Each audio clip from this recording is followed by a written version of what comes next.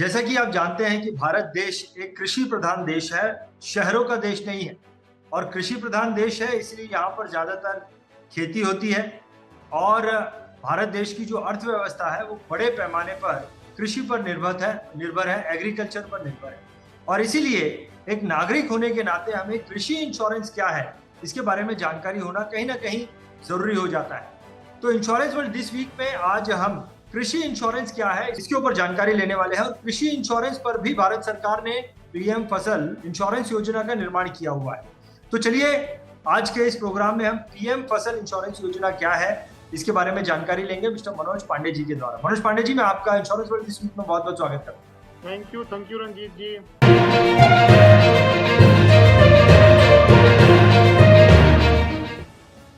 मनोज पांडे जी, बहुत ही important topic है PM फसल इंश्योरेंस योजना।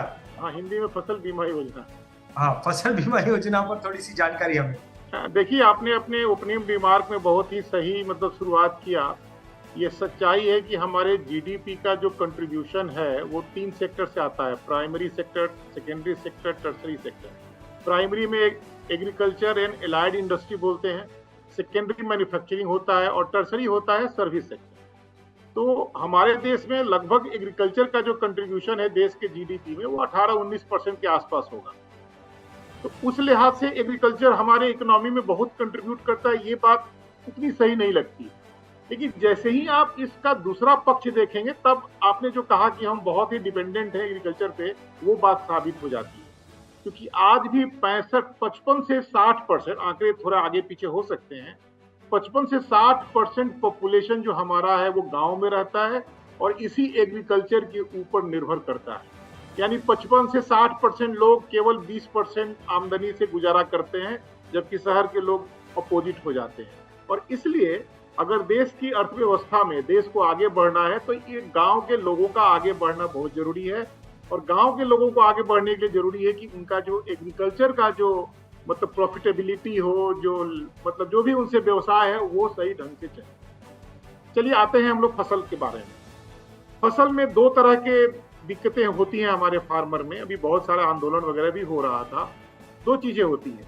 हम लोग बचपन से सुनते आते हैं कि भारत में कृषि मानसून के साथ जुआ है। ये बहुत ही फेवरेट ऐसे टॉपिक हमारे स्कूल में हुआ करता था, क्योंकि हर जगह सिंचाई का साधन नहीं है। तो सबसे बड़ा रिस्क तो ये होता है फार्मर का कि अगर वो बेचारे मेहनत करके पैसे लगा करके अगर फसल बोते भी हैं तो फसल के डिफरेंस स्टेजेस में फसल के लॉस होने की संभावना होती है। कभी बीज ही नहीं निकल पाता है, बीज निकल गया तो बारिश हो गया, सुखाड़ पड़ गया। बहुत बार ऐसा होता है कि फसल बहुत अच्छी आई, काट करके खेत में रखा हुआ है, तब ओलावृष्टि हो गई, उस स्टेज में फसल बर्बाद हो जाता है।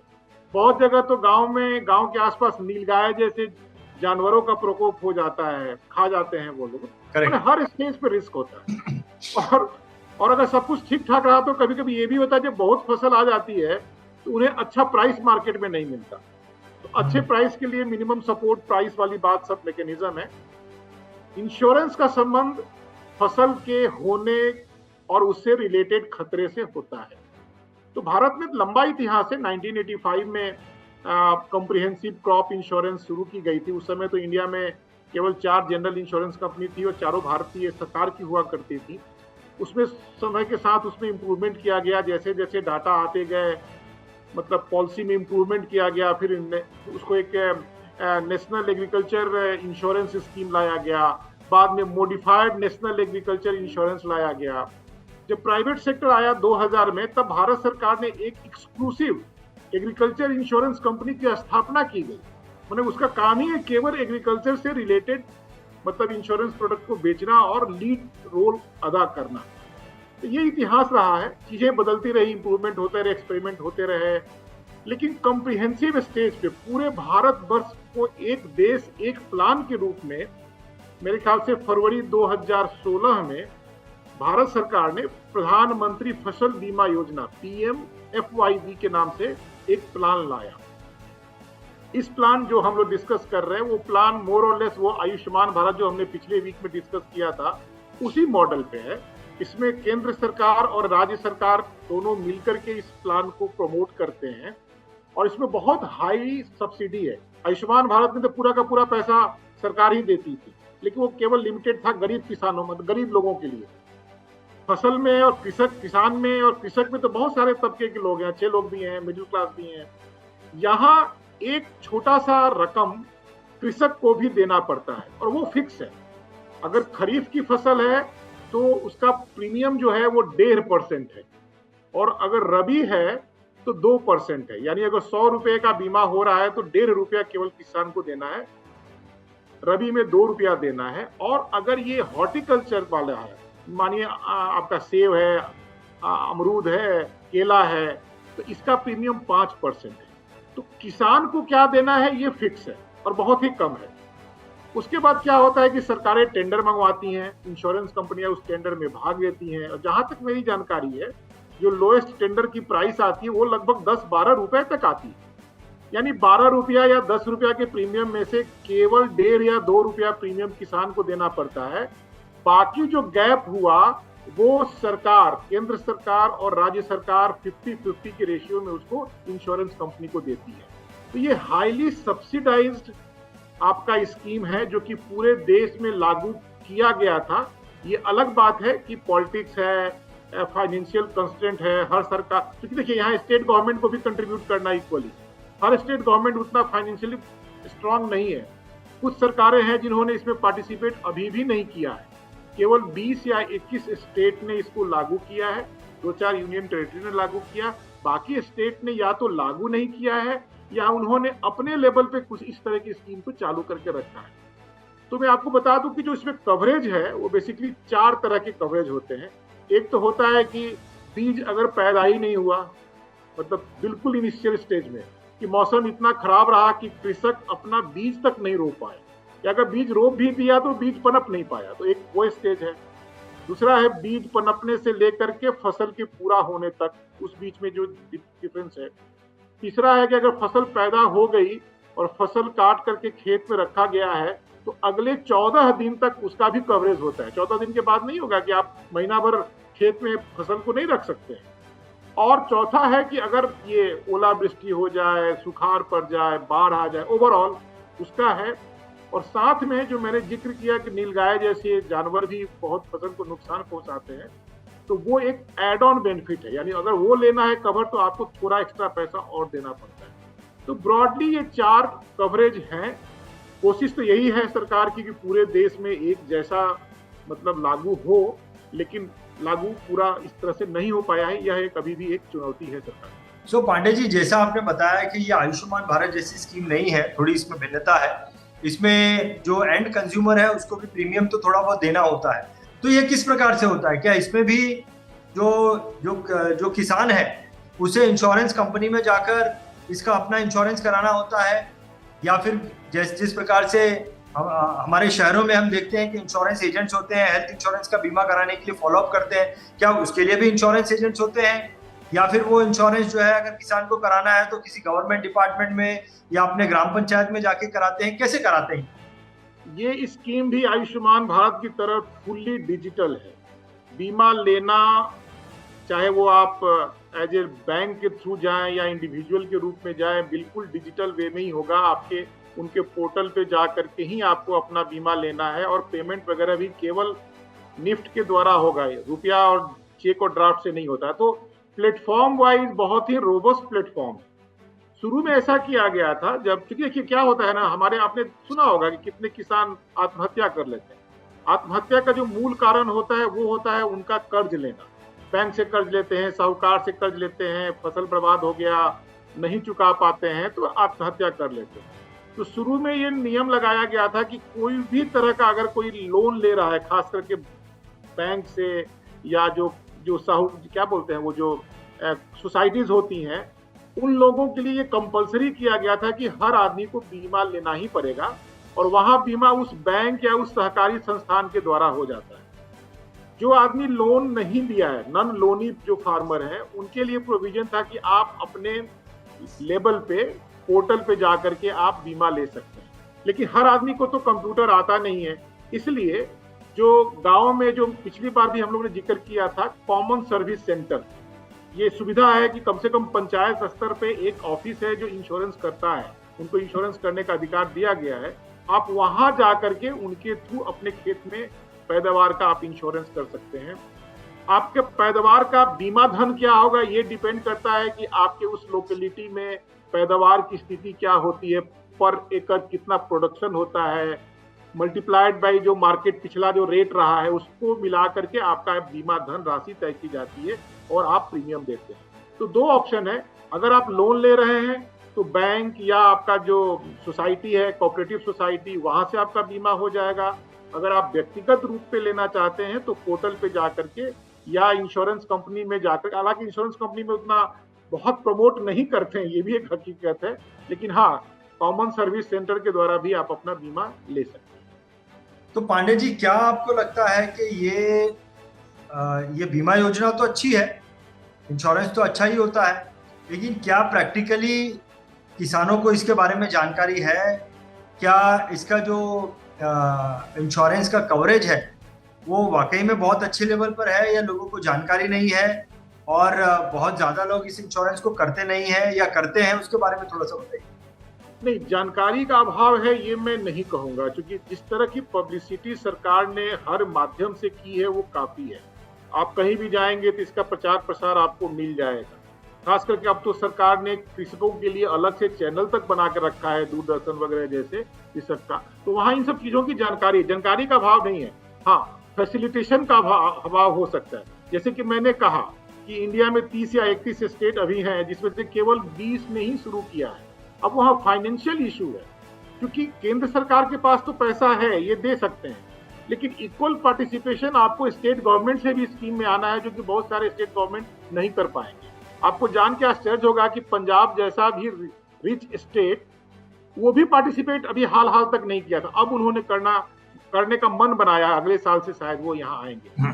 एक स्थिति है स्टेट गवर्नमेंट की फाइनेंशियल कंडीशन। दूसरा जो है, बहुत ही कंट्रोवर्शियल ये प्लान है, क्योंकि अब दो तरह से रिपोर्ट आपको मिलेंगे। सरकार कहेगी कि बहुत अच्छा चल रहा है, और साथ में आप पेपर में कटिंग पाएंगे कि किसानों को क्लेम साल 1.5 साल तक नहीं मिलता है।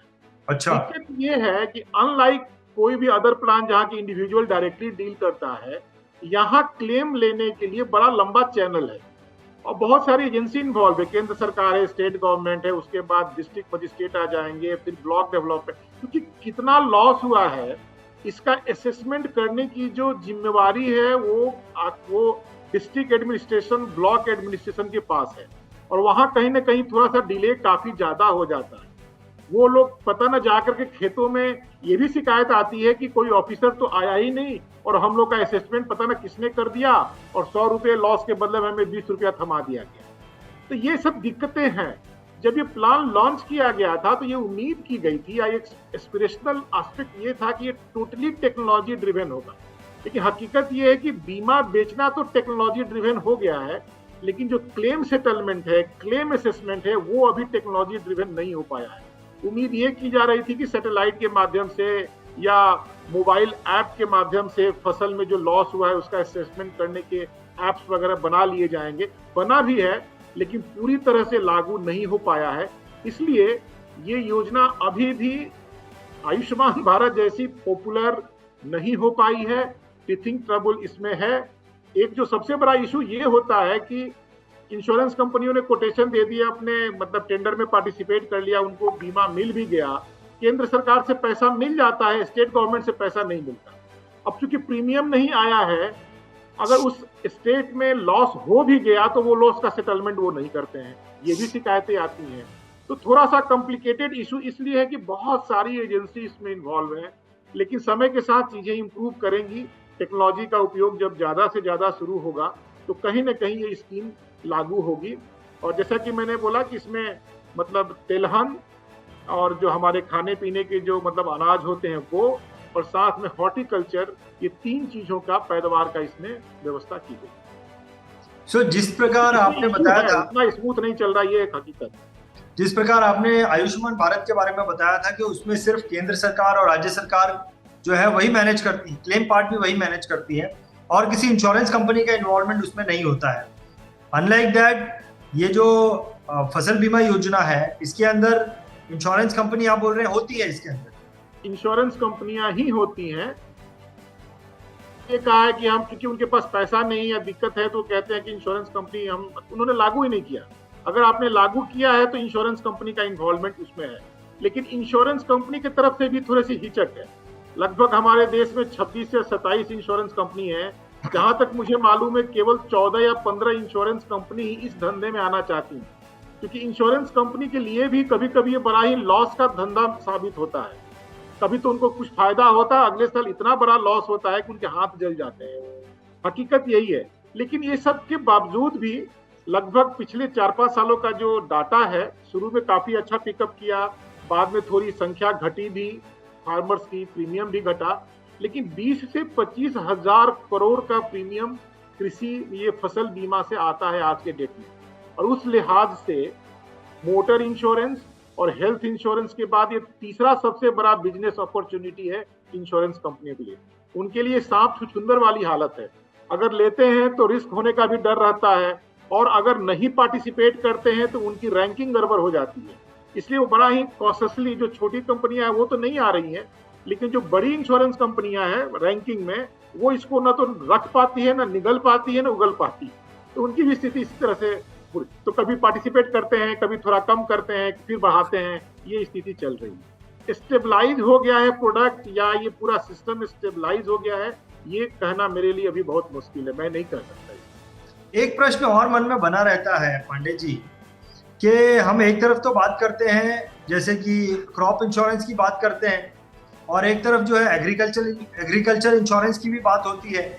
तो ये कहीं ना कहीं एक समानांतर शब्द ही लगते हैं, लेकिन क्योंकि अलग अलग शब्द यूज हो रहे हैं, तो क्या इनमें कुछ भिन्नता है, उसको बताइए थोड़ा। हाँ, इसमें भिन्नता है। जब हम क्रॉप इंश्योरेंस वर्ड यूज करते हैं, जो कि प्रधानमंत्री फसल बीमा योजना है, क्रॉप इंश्योरेंस है, उसका संबंध केवल खेत में जो पैदावार होती है, या जो गार्डन क्या बोलते हैं, बागीचे में जो क्या बोलते हैं फल लगते हैं, उससे संबंधित है। अच्छा। खेत और बागवानी से संबंधित है। जैसे ही आप एग्रीकल्चर इंश्योरेंस कहते हो, उसका दायरा बढ़ जाता है। अगर आप देखेंगे जीडीपी का जो कंट्रीब्यूशन, मैंने शायद बोला भी होगा, एग्रीकल्चर एंड एलाइड इंडस्ट्री, तो उसमें एग्रीकल्चर में फसल भी होता है, उसमें फिशरीज भी होती है, उसमें एनिमल हस्बेंड्री भी होती है, पशुपालन होता है। तो एग्रीकल्चर इंश्योरेंस में ये सब का कवरेज होता है, मतलब मुर्गी का भी पालन होगा, फिशरी का भी होगा, गाय भैंस का भी होगा। फार्मर इन्वॉल्व है तो फार्मर के जो इक्विपमेंट्स है, उनका पंप सेट है, उनका ट्रैक्टर है, उनका इंश्योरेंस होगा। फार्मर के खुद के जीवन पे जो हेल्थ इंश्योरेंस है, या उनका जो पर्सनल एक्सीडेंट पॉलिसी होती है वो। तो द मोमेंट वी से agriculture insurance, it is much much beyond the crop insurance. Crop मतलब खेती, एग्रीकल्चर मतलब खेती से संबंधित आसपास की सारी चीजों का बीमा।